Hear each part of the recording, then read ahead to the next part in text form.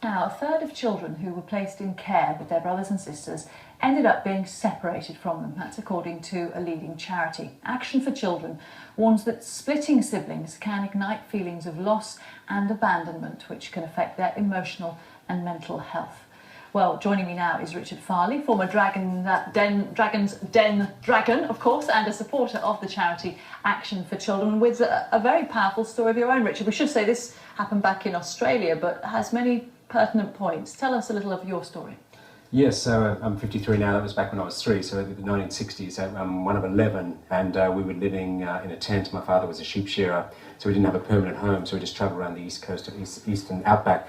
And he unfortunately was a violent alcoholic, and so we were put at risk, and we were malnourished, and the older ones weren't going to school. So one day the police arrived and packed us all up and sent us initially to an orphanage and then out to foster homes. But we were all sent to separate foster homes, and I didn't see anyone for 20 years. You were only 3. Can you recall the kind of impact it had on you at the time? Were you even aware what was going on?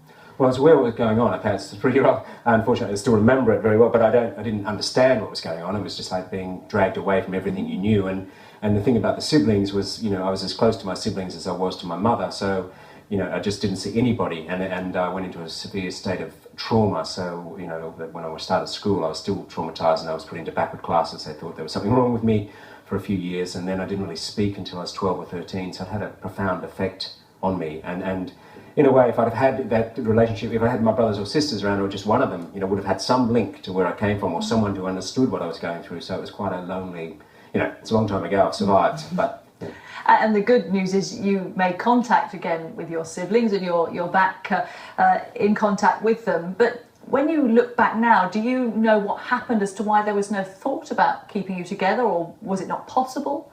Well, there was a lot of us, but maybe you could have been, at least with one of them. But I think back then they were struggling to get maybe enough foster carers, and now there are obviously much better success. The charity Action for Children is fantastic, but I suppose what they need is even more foster carers now to keep who are prepared to take on multiple.